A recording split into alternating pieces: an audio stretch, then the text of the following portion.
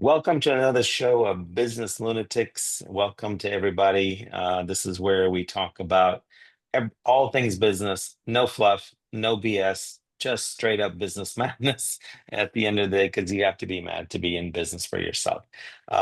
We have a team of people who have more than 160 years worth of knowledge and experience. And today's topic is going to be sales and marketing and how the two groups need to work together. Take it away, Freddie. Well, thank you, Maylee. One of the cool things about sales is it's one of the most fun professions because you really get out the chance to meet a lot of people. And more importantly, you can actually make an impact on the businesses that you deal with the things that you bring. But as we talked before we started recording, it's really important for the left hand, aka marketing, knows what the right hand's doing, and the right hand works in conjunction with the left hand, because otherwise you're really going around in a circle. And so you've got to get an alignment between the two groups so that you get the messaging correct, and that then gets transcended to prospective customers so that they understand what you're bringing to the table. And more importantly, you can now begin, once you've transformed them into becoming a customer, you now look at elevating them to become what I would call a super fan, and in turn promotes you to other people that they know about the services that you bring together. It takes what? They used to take 7 touches to get someone to realize who you are. Even with branding, even with marketing happening, and you hitting them from every different direction, from postcards to emails to cookies at their front doorstep, whatever mechanism you're using. Now it's more like 21. There's so much information out there. Everybody's hitting everybody. The amount of touches is just increasing and increasing. And with the advent of AI, sorry to say, being in the AI world, I don't think it's going to get any better. I think it's going to get a little bit worse. And I think we have to start, looking at different ways to really get through the noise and get to the people that we're trying to get to help with our products and services. I think a lot of people are saying that people aren't buying, and I don't agree with that. I think people give up too quickly because it does take more touches today. So many people give up. I have clients that say, "Oh my God, I reached out 3 times." And I was like, what? 3 times? I mean, isn't even an introduction. I mean, people need patience and persistence. And Steve, you're 100% right. It takes so many more touch points in order to leave that impression so that people are ready to sell. So we Mhm. have so that people are ready to buy. People are buying. So when people say that, oh my God, sales are, nobody's buying today, my response to that is baloney. They are, but we need to connect a heck of a lot more. And we need to be much more specific with our messaging. The more generic you are, the Intentional. the the more specific you are with either your target market or what you're actually delivering, the better off you are. Sure. Well, There's no question. one of my quotes is, to be terrific, you need to be specific. And if you're specific, you will be terrific. That's your quote? I've heard that before. That's Th- cool. That is my quote. So, Somebody No, um, and you've stole it, used that just so quote you know. before. Somebody yes, stole it and We've they're heard it using it. before in a yeah. previous episode. No, I came up with that at a BNI back, geez, Yeah, cool. 2009, 2010. Wow. One of the things that was happening is that at the BNIs, people would say, I've got this product, and anybody that has skin is an ideal client. And you go like, I don't have no clue, and then all of a sudden, you turn it around. Says, I would tell people, says, well, geez, if you said, well, this works well with people who have rosacea. Oh, okay, yeah, Aunt Lucille could use this stuff, because again, they were being specific. But Right. back to what was being said, I want to really emphasize one more thing, is that that's where messaging really comes important, and that's where marketing needs to come into play, Exactly. because it really needs to resonate with the recipient, to where you're really solving a problem for them. And that comes into the messaging, and then what you're follow-up strategy. Just because you do email marketing or, old school, which really still works and people forget about it, is direct mail. And that's one of the best marketing methods that's out there because it gets seen. And you need to, like, for example, a couple of years ago, I was working with an agency, and we made personalized brochures, double-sided, that were personalized, and we mailed them out through the U.S. Postal Service to the heads of different departments. And we started talking about some of the challenges that they were working in for that department and how we would help be able to simplify their challenges. And we got some phone calls to wanting to know more because we were specific of Yeah. what what our marketing message was. And I Picture think yourself. Rochelle's on. I mean, what Rochelle said was right too, which is we need to be patient. Number one. Number two is we need to have more touch points. The Right. old days of like Steve was mentioning, 7 touch points is usually not sufficient nowadays. You're going to have more touch points. You're going to have to have different types of touch points. And the message of what we've been talking about here is that your touch points have to be specific. And you're going to have to try these. And so when the marketing department is supporting sales, you may want to try ABC tests, right? Take a group and take one sales guy and his group as clients and prospects, take another one and take another one, and then run each one with different messages through, whether it's direct mail, whether it's email marketing, whether it's telling the sales guy, try this, any one of those, and see what, and you have to put the measurement process in place to understand what the results look like. And Right. then based on that, try to move forward. And so I mean, this really is about team effort, right? The sales guys are saying, I need something to be specific and get the message out. And the marketing department has to support them in providing that necessary platform for that for this to be successful. I mean, there's no other way this is going to work. I spend Sure. more time. I'm sorry, Rochelle. Go Now, ahead. I see another problem is a lot of companies are very connected to their process. So they'll talk about their process. Clients couldn't give a shit about your process. They want to know about your result.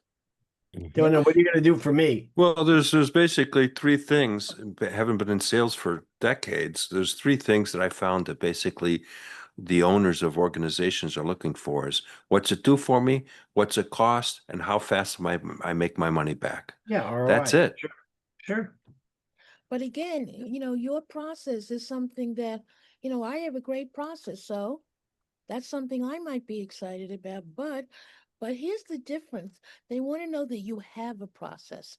They don't care what it is, but they want to know that you have it because Yes. they want to know that what you are providing is, they don't want to think that you're just throwing spaghetti on a wall and looking at what sticks. They want to know that what they are purchasing is a process and it's proven and it could be duplicated. So, therefore, if they take that on as well, they are more insured about the result. So, we really need to be speaking about what are the results that we are providing. And if we can tell the results in a story form, people can remember the story. They don't remember facts and figures. So if we go into 32% of people, know they don't care about the information dump. If you can tell an emotional story, people will Yep. remember the story. So I always say that when you talk about your product and your business, are you storytelling or boring telling? I want to make sure that you have That's a good a one. story that represents your level of expertise. You can tell me an amazing story, and that story will tell me how many years of experience you have. You don't have to tell me that you're doing this since 1820. Your story will highlight your level of experience. And I'm Again, talking, but that depends on the market and what you're selling too, because, I sold manufacturing software for decades. I was in the computer-aided design and computer aided manufacturing space. And I told stories, but what it was success stories of the customers that were actually using our technology. And the way I went about doing that, and that's how I grew a product from 0 to millions in a 3-year window, was the trade magazines back then were actually trying to get us to put adverts into their publications. And that was a way of marketing back in the 90s. And one of the things I would go to them was says, okay, I'm willing to put an ad in your publication, but you need to write me a third-party story uh, for that. And so what would happen is I would have them interview some of our customers on how they were utilizing a brand new technology, because back then the product was called CamWorks. It still exists today. And I actually am the guy that coined the term machining intelligence for that product that came out in 1997. And we grew it quite quickly in a 3-year window. But they would interview, and just like Rochelle says, would interview one or two or three of our customers that were using a brand new technology that was out there. And so that now I had a third party person that was promoting my product and But that's technology into marketing. That goes and attributes itself really to your marketing piece, which is getting your name out there for a really good company doing all the right things that everybody should buy from because you do it right. Okay.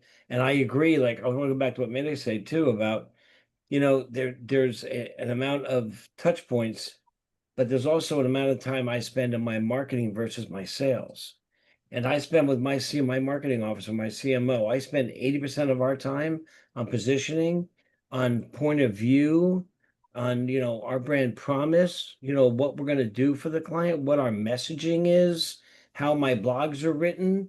If you notice, everything's done with intent. If you look at my blog, I just posted today, there's an audio clip, a podcast clip now. So I converted it into a podcast. Some people, they don't want to have time to read it. They'll listen while they're doing work, whatever.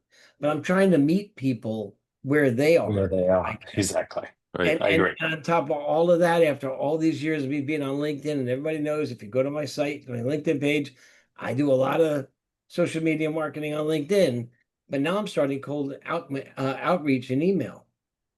Just Well, this goes back to what Michelle was saying. yeah, You need more touch points. And what I Right. was saying is you right, need different types of touch points, right? right, exactly. And I'm doing And that. so, right. And I love what you said. Meet people where they are, right? So if it's on a podcast, it's a podcast. If it's on YouTube, it's YouTube. If it's on Well, LinkedIn, it's and LinkedIn. to go one step further, I'm also starting roundtables.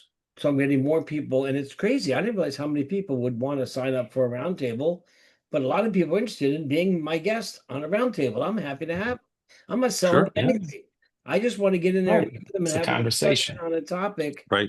And then maybe they'll go, I remember that guy, Steve, he was really helpful. He helped me out with my AI question.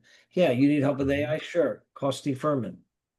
Yeah, exactly. I agree. But it's 100%. a mix, it's a meld of different ways to do it, from getting testimonials to thank yous to, all the way down to getting your article in the trade magazine. It matters. It all matters. Well, it all matters because, one of the things is, follow-up is really the magic, and follow-up is the Mhm. secret in sales.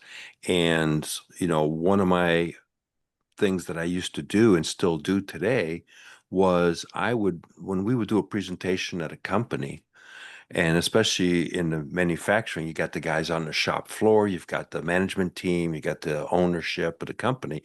They would all come in for a presentation. I would make sure I got everybody's name.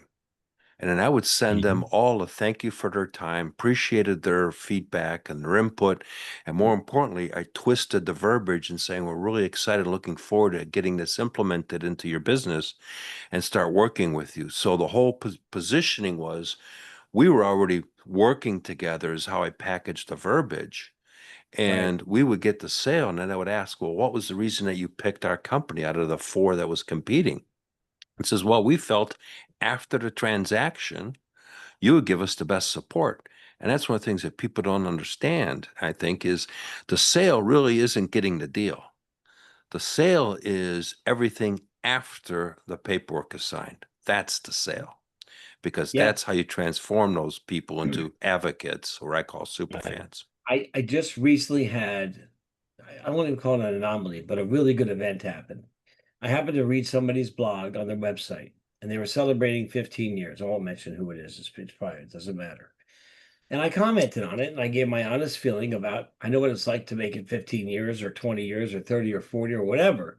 And it really is a huge accomplishment, and that they should be proud for their grit and their tenacity to get there, because that's what it takes Sure. to be an entrepreneur for that many years and to go through all the trials and tribulations. I've been trying to get to this person for quite a long time through other people in the company. All of a sudden, I get an email back thanking me, telling me, "Oh my God, if I had known you were in that meeting and you wrote this when we were in that same meeting together, I would have given you a hug." And that just like really warmed my heart. I know I didn't do it to get kudos, but I did it because I thought it was a cool article that was written, and I thought it was a nice thing to do. But there's just another way that you can get in to touch someone, let them know you're there, you care, or whatever. And those are sales, again, going back, that's a sales approach in a sense, but it's a touch point. Mhm. But without having to be look at me, look at me. It's just a subtle approach. I did it thoughtless. I didn't do it on purpose, intentionally, necessarily. I did Right, it but like but the you person. still engage. It's like, it's like recognizing somebody for an accomplishment, and you just say, hey, one of the things I learned a few years ago is that a friend of mine that's done very well, he would take an article of something that they were in and actually send that to them and wrote a comment and mail it to them Exactly. and say, hey, I read this and wow, congratulations, door opener. Yeah. Yep. It's I mean, interesting. A lot of yeah, people good. think sales is only about business. And Steve, you're mentioning something which you can make a bigger impact if you can do something personal. So, for example, in my past life, I was a travel agent. So if I know somebody is going someplace, I would send them like information on, Positano, and they would really appreciate it. When you can touch somebody about something very simple that's in their personal life, they really, yeah, I think it stands out even more. Oh, Well, absolutely. and I what you're can share talking, s- I can share a story on that. Is one of my best customers, which was really what I would call a super fan of me, and helped me propel to where I've got some of the plaques of the prizes that I won and stuff like that. He was the IT manager, and I was going to visit him, to talk about some additional technology because they were growing. They started out as a 40-man shop, and now they were 120 people. And he had an off day, and I says, what's going on? His first name was Bob. I says, and he says, I'm going through a divorce. So let's get out of here. We'll forget talk business because we were there. I was there on a purpose. We were talking. So we're going to lunch. I'll buy lunch. And so who was at the restaurant slash bar drinking beers and listening to everything that was going on in his life? This guy. And that was something that he needed that day. And I was there and I switched hats from sales guy to friend. And that's when you start but making a big sincere differences. friend, Yes. a sincere friend, which is the difference over here. And I think that, part of what you're talking about is account-based marketing, right? Or account-based sales. In other words, you literally you're touching the target audience on a topic that's specific to them only. It could be the birthday, it could be what you just talked about, where you're supporting them emotionally Hmm. in a situation, especially if you happen to be close by. It could be that you're sending them something on their special day. Right. So Right. let's use LinkedIn as an example. LinkedIn tells us when people have anniversaries on their, for their jobs, right? It gives us information about their birthday, if assuming that they shared it. You can take that information and specifically send something, right? Send them a jar of cookies on their birthday or a birthday cake or whatever the case might look like. But when you're doing account-based marketing, which is more intense, it's very focused. It's a great thing, but you're talking about needing a lot of patience. And again, unfortunately, we run into a problem where businesses are lacking patience. And I see that with two of our current clients. We have two clients, and one of us in labor management, the other one's in technology. In both cases, the CEO is trying to jump over marketing and business development and account-based marketing and jump right to sales without any of the background, Can't the get the boardwalk support. unless you pass go. I'm sorry. I agree. Yep. Yeah. And so, yeah, I mean, these are all the different things that we're running into. But, like, for example, account-based marketing, although the concept has always been there for decades and decades, it is become very specific nowadays because of what Rochelle said earlier, which is you need more touch points. And one Right. of your touch points might very well be account-based marketing. Yep. Yeah, And the other thing too is responding to inquiries is something that has been mind-boggling, because I personally have closed more sales because I was the first person to respond to an inquiry online. And one of my rules that I tell people is that you got a 15-minute window. And if you can respond within that 15-minute window, it gives you a couple of advantages. First advantage is it shows that you're on top of your game. You're not sleeping at the controls. So you're paying attention and you respond to them. Second of all, if they're out looking at competitive companies, you can set the bar because you're the first person. You can set the bar quite high Where do you to want it? where you want it. And you know that especially if you know what your competition is, you can really position them to step into a couple of nice potholes for them if you're clever. I'm using that very eloquently. Uh, but you can set that up, or a lot of times, if you're really good, you can actually close the deal right on the spot. I got one because I got to mention AI at least once, or it wouldn't be a Business Lunatics show. What if you had a conversational AI agent on your website, and instead of having a tool around a website and click and find stuff, you just talked to the agent and said, "I'd like to know about your widgets." Oh, and then maybe around you, so you ask about widgets, so it automatically asks you the next question to lead you down a specific path. Or you could just find your information quicker, but the whole time it's gathering your name, your email, contact. Oh, you'd like to speak to someone? No problem. It can now transfer you to a human to actually take the call live, 24 hours a day, 7 days a week, if you so desire. You get set time windows. But I think we're going to see a lot more of this type of technology. And I Oh, don't think websites are going away because, let's be honest, No. still like your presence. But I think instead of people I wouldn't say waste time, but spending time looking to find stuff on a website, they're going to talk to one of the conversational bots that people like you make, and they're going to get their answers and get right to the next thing. And you bring up a great point, Steve, because I was in a networking group last year, and one of the women in the group says she was chatting with somebody about something, and about 5 minutes into the conversation, she realized that she wasn't talking to somebody. She was actually talking to a robot, AI. an AI. And then when it came to the point, it transferred them almost seamlessly to a regular person. But it got, just like you said, it got all the, the Well, little all that stuff out of the way. information is forwarded to that person as well. So as you're talking, they're taking the call. They're just taking a quick scan over the top points because AI has already summarized it as they're talking Right. and highlighting the hot points. When it gets transferred, boom, instant information in your face. We know exactly what's going on.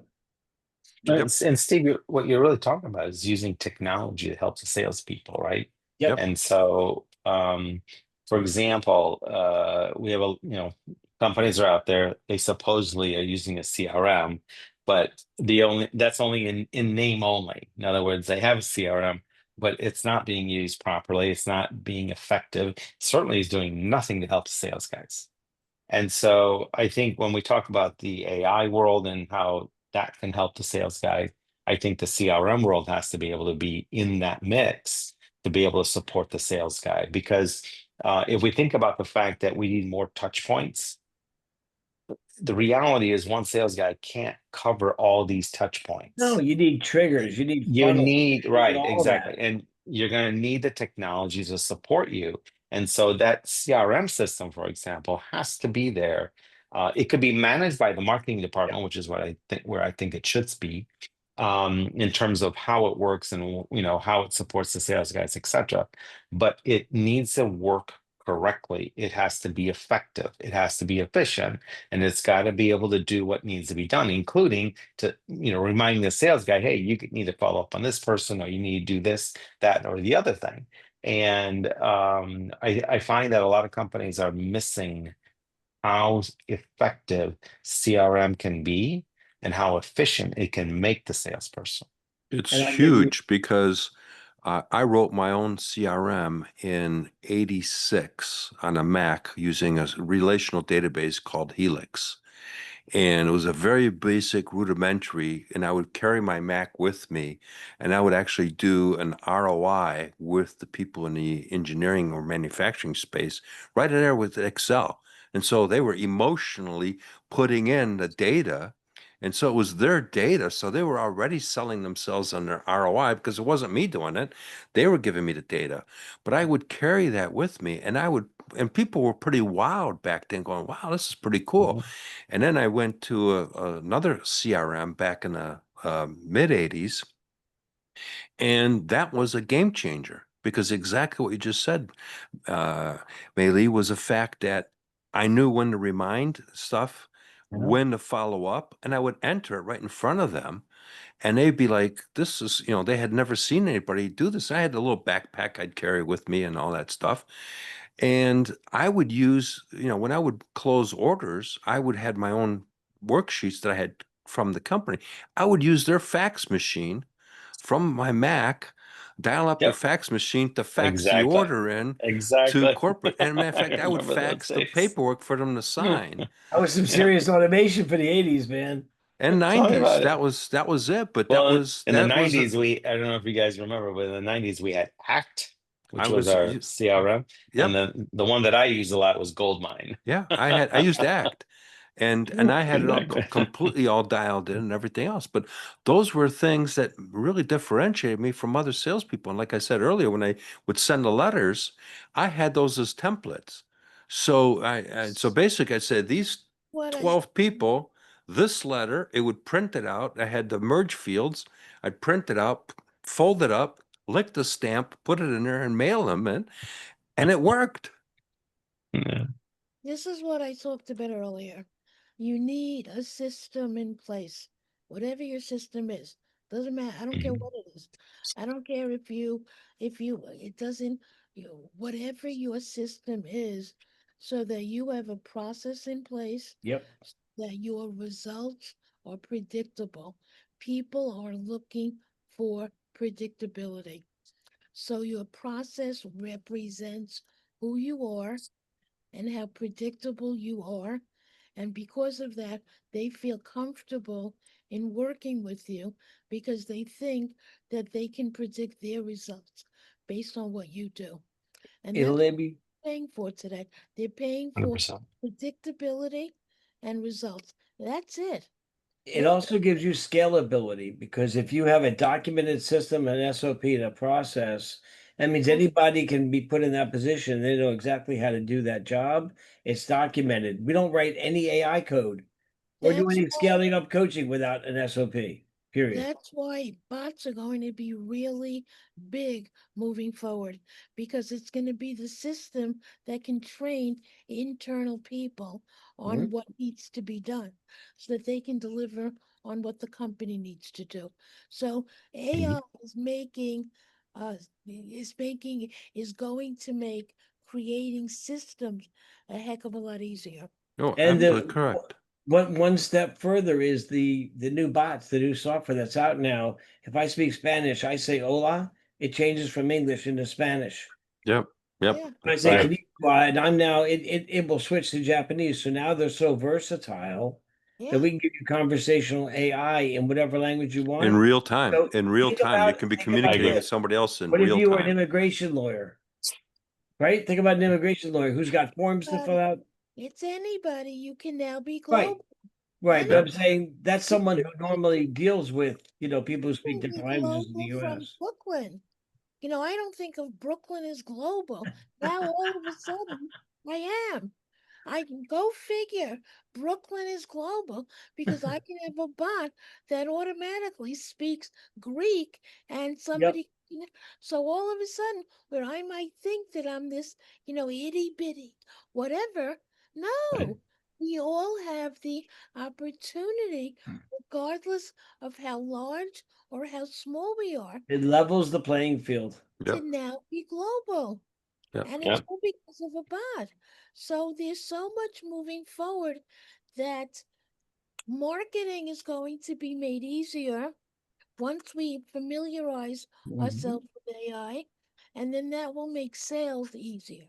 But we're still going to need patience because as we get more technology related, I think people become less patient because we believe that because technology is instantaneous, the result should be as well. And that's two separate things. Yeah, The and I'm sorry, but in the 40 years that I've been around in business, and let alone, my technology background goes way back into my high school years back in the 70s. There's no version that technology is making anything faster. And unfortunately, the expectation is just because we put a keyboard in front of something, is that, oh, it's got to speed things up, it's got to cost me less, it's got oh, And even if it did it's go like, give me a faster, you break. still need a human in the loop to Well, validate. and then Exactly. there's one last thing we can't forget, and it's never going to go away, is third-party validation. Right. So that's And in the never going to loop. go away. You're going to need to have that person that's a customer, it's a satisfied customer that validates that what you're doing, all the blah, blah, blah you're talking about, all the technology you're leveraging, all that stuff is wonderful. But if you don't have any happy customers that basically says, this is what you've done for us and this is how it's transformed our business, our lives, whatever it is, none of that stuff matters. Right. So, I agree. that's the important aspect is that will never go away. And we need to really remember to leverage that asset because I think we overlook it. We get caught up into all the cool stuff. But at the end of the day, your customer that you've transformed and helped, they want you to be successful. They will go out of their way to help you, but we don't ask. And that's a part that I think a lot of businesses do a bad job of. They don't know how Hmm. to ask for that A referral or advocate. Well, it's a not really advocate. It's, testimonial or anything. yeah, I mean, Yeah, I tell people, exactly. I've talked to people for over a decade. You got one of these toys, these smartphones. You can use it right then and there. It doesn't have to be Hollywood. You can just record it very quickly, a quick 30-second, 40-second commercial. And, I pieced them all together. And when I would go present, I was talking earlier, I was competing with the X for a little while. I would have about 10 different 30-second blurps of various different companies that I had worked with. And I would present this to people. I wouldn't talk. Here, this is what our customers said. They were selling on my behalf. There's Sure. no better so salesperson. Yep. let's look at what do we want to sum up what we're talking about today. I What do agree. we I was just gonna say, I think it's time for everybody's Wrap up. takeaways for Wrap today. up. So, Rochelle, why don't you start? I just think we need patience and processes, and the patience and the process added to our marketing and align it with our sales, then you've got an unstoppable situation. Yep. Steve. It's a multi-pronged approach. You got to hit them a lot of different ways from a lot of different angles. Meet them where they are. Meet them where they like to consume content and information. Ready. And when you've done all that, you got to transform them into a business super fan so they become your biggest advocate. Because at the end of the Exactly. day, that's what you need is you need a multitude of salespeople on your behalf. Yep. Really? I'm gonna wrap it up with marketing is the long game. Sales is a scorecard. Bingo. Like Like that. that Well one? done. Like that. Well That's a said. W. That's a W right there. All right, guys. Thank you very much for joining Business Lunatics, where there is no fluff, there is no BS. It's just straight up business madness. Join us again for our next show next week.